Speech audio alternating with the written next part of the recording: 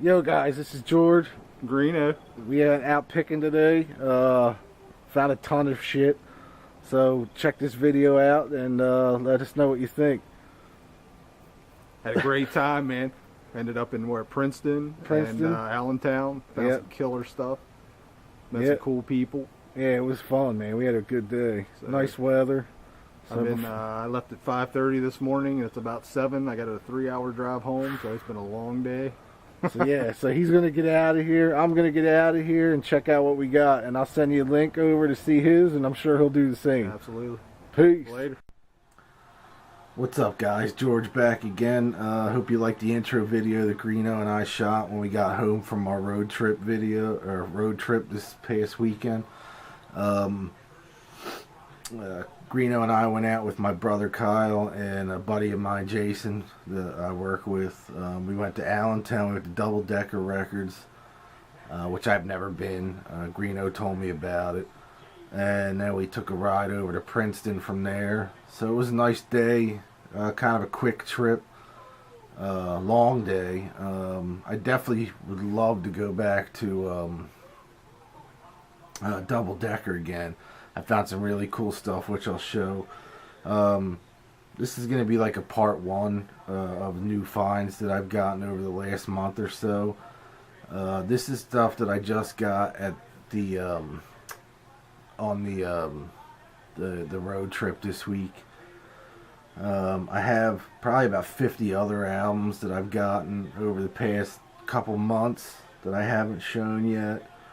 I haven't really had a ton of time to listen to a lot of it, but you know, I'm trying to go through all that way I can talk a little bit about them instead of just showing them. First off, I want to just give a shout out to Greeno again. He gave me some VCLT when he got to my house. A couple things. One thing that I was looking for quite a while now, which I haven't seen on vinyl here. It's not released on CD in the United States. It is released on import CD. But I just wasn't going to pay $20-some for it, and that's the early 70s Dino, Dean Martin record, Dino with the track Party Dolls and Wine. I've said it, I've been looking for this in a few of my videos anyway. Eddie Spaghetti from the Super Suckers had done a cover of this on his, I believe his second or third solo album. I can't remember. I think it was the second one. I can't remember if he has 3 or 4 out, but he found one in a dollar bin, and he picked it up for me, and then he ended up finding a sealed one. So he also picked that up for me. So again, Greeno, thank you very much for that. I really appreciate it. Those I knew about, and then when he showed up on Saturday, he gave me the Ross the Boss from the Dictators and Manowar. I've heard really good things about this record. I'm really excited to hear it. This is one of those records that I figured I'd get at some point on CD. But I'm really happy to have it on vinyl, so I'm going to be digging into that maybe later tonight or tomorrow sometime. Now on to the stuff that big old bag here. This is from actually both places. There's a few dollar LPs in here and a few gems, so a couple grails to add to my AC/DC collection that I'll show at the end here. But I found this this one was at Princeton, and that's the Good Rats Tasty. This was only, I think, $2, so that was cool to add to the 70s hard rock collection. But I dig some of their stuff, not all. This one I couldn't remember if I had on vinyl. It was only $2 at Princeton, and that's the Y&T's Mean Streak. Came out in, I think, 1983. Yeah, 83 on A&M Records.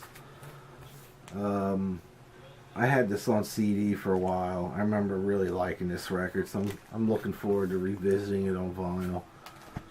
it just didn't look familiar to me. I know I have a ton of Y&T stuff, but another one I found, actually my brother found this one for me, in this band Pharaoh. And this is called First Strike. Real glam looking band. I remember reading about these guys years and years ago. I believe they're from Jersey, New York, somewhere like that. 6-song EP, really glammed out. But from what I remember, they were more like a lot of keyboard stuff in it. So I gotta listen to that again. Well, I have to listen to that. I've never heard them, but they looked interesting. So that was cheap. Another independent metal CD LP I found. Ritual. The album's called Limp.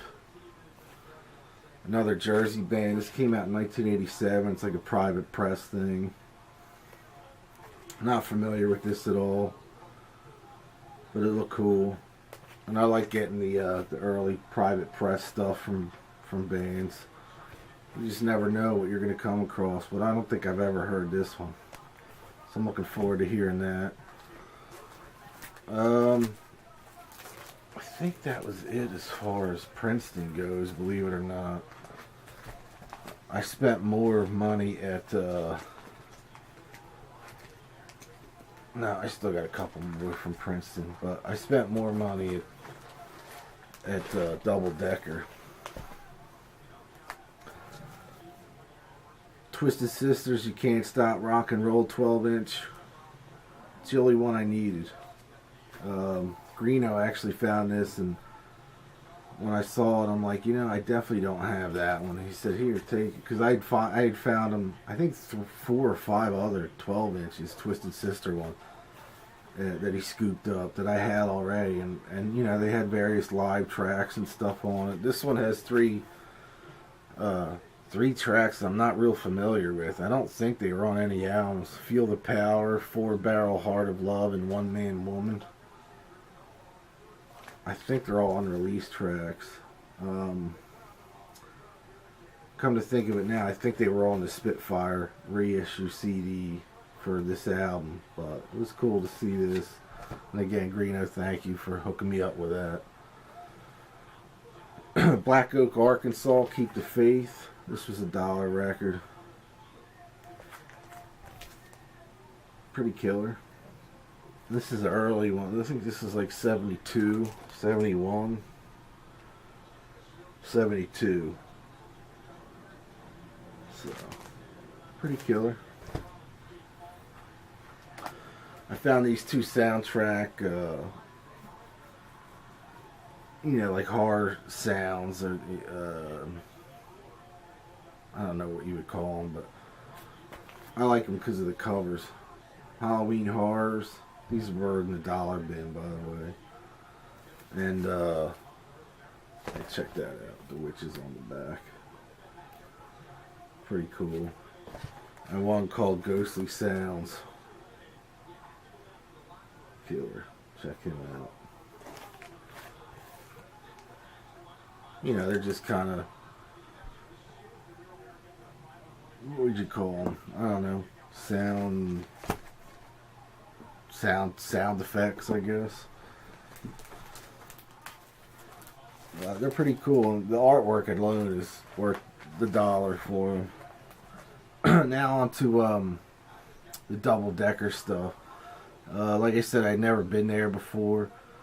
Greeno had told me about this place, and it's only about 45 minutes from my house, but I just never heard of them. I was talking to the owner. It seems like they've been there for 17 years. Just one of those things, man. I just never heard of it, but glad I know of it now, and I'll definitely be hitting that place up, probably more than Princeton at this point. Their punk section alone was probably the biggest punk section I've seen in an independent record store. I mean, it was huge. It was like almost one whole wall. The metal section was small, but everything in the metal section was like the heavy shit. So all the regular hard rock and all that kind of stuff was just in the rock section. And the rock section snaked through the whole store as well. They had a whole 50 Cent record room that I just kind of peeked through. I didn't go too hog wild in there because I was floored about, I was floored at the amount of punk and hardcore stuff they had there. It was really killer, but I could have spent probably $500 in there easily just in the punk section on some of the stuff that I've read about or seen in magazines and stuff, but or on websites. But anyway, I did find a couple in the dollar, for $1. This is an Italian import, Tom Jones Hit Parade. Hit Parade International. It's like a best of from Italy. I like old Tom Jones stuff. It's got Green Green Grass of Home, Delilah, a couple of Beatles covers, Hey Jude and Yesterday. Really cool. If you like old Tom Jones, definitely check that one out. It's got a nice book in it. For an Italian press, it's a gatefold. You open this up, and then there's like this whole huge booklet in it. It's all in Italian, so pretty killer. Like I said, I like old Tom Jones, and his new stuff that Rick Rubin's been producing is really good too. Kind of mellow, kind of like he did with Johnny Cash over the last 15 years with Johnny Cash before he passed. But really cool stuff. I suggest checking that shit out if you haven't yet. If you're into Tom Jones. I found a Michael Schenker group single for Dancer. I think what album is this from? It's got Girl from Uptown on the B side. This is the Graham Bonnet version of MSG. Pretty killer. Nice 12-inch. Finally found the Stars Violation. I've had this forever, but I finally found the yellow vinyl version in mint. I actually had two copies of it. I think they were like $4 or $5 each. So I think Greeno grabbed the other one. So if he did, you'll be seeing that in an upcoming video that he's gonna do. He can't until I send him his camera. He forgot his camera in my car. So Greeno, when you see this, it'll be either late Monday night, or early Tuesday. I am sending it out today, Tuesday. So hopefully you'll have it by Thursday and shooting a video. And if you did, you'll see this. Everybody that watches this video will see this in Greeno's video. Next up is another dollar LP. One I've never heard of. I haven't listened to it yet, but I know it's an early 70s release on Chess, and that's Chuck Berry's Bio. It's got 7 songs. I can't wait to listen to this. I'd never heard of it. It's a killer gatefold. Really cool with some old shots of Chuck in there, and this thing's like dead mint, man, except for the promo or the cutout slash, and there's like a colored tag there, but overall, even the vinyl's killer. So I'm looking forward to hearing this one. I'll probably end up popping this on tomorrow. But really, really cool Chuck Berry stuff. One of the things I grabbed in the punk section, like I said, I went through the punk section. I pulled out a handful of shit, but I already had a lot of stuff in my hands. So I was like, I'll be back probably in a month or so. So I'm going to take a chance and leave a lot of it there. But this one intrigued me. It's the Glamour Ghouls. Never heard of them. This came out in that's right. This one didn't have a date on it. It's on Incognito Records out of Germany. They do a cover of Summertime Blues on there. This is like their first EP. I didn't know anything about these guys, but very Ramones sounding. Cool little insert with the punk rock releases. And there's quite a few things on this Incognito Records inner sleeve that I would definitely want to check out. Like the Broken Toys and the Rags and stuff like that. So I'll be looking for some of that stuff. Again, very Ramones sounding. Cover of Summertime Blues. Kind of a cool look.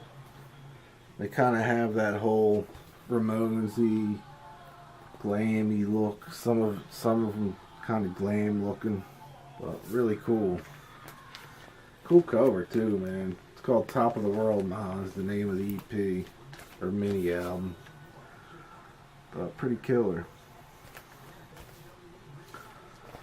Next up, I found my brother actually found this for me. He was asking me, he's like, "Why does this look different?" But it's the UK pressing of the Blizzard of Oz with the different logo. It does have a different logo than the US one and a different back cover. Some people seem to think that this is a different mix of the album as well. I listened to it. I kind of A-B'd it with the US pressing. Didn't really hear it. Does have the different inner sleeve. I think the inner sleeve in the US one is black. Again, Jet Records, 1980. Like dead mint. Really killer condition. Really awesome. Like I said, I didn't hear that much difference, if any, mix-wise of this record. Some people seem to think it's a different mix. Others say no. I would have to say probably not. It might, if anything, it's got a different, maybe a little more bottom end than the US one, which is typical of US pressings. Usually sound like shit anyway. So it does maybe sound a little crisper too, but other than that, I would say it's the same mix. But pretty killer to find that. I also found this Misfits. It's the Walk Among Us and the Spot Sessions. I guess it's a bootleg, not 100%, but I know it's Walk Among Us demos and Spot Session demos. 18 songs on here. They all sound pretty good. I mean, they sound like legitimate releases, so pretty killer. Definitely check that out. Whoop. Hit the camera. Dude. There we go. As you can tell, I am fried, man. I am so beat. I wasn't gonna do this tonight, but I have so many things to do in another update. I wanted to get at least one update up, and I know it's been about 3 weeks to a month since I've done it. I just haven't been into the YouTube thing. YouTube's been so different with this whole Google Plus shit, and or whatever it's called.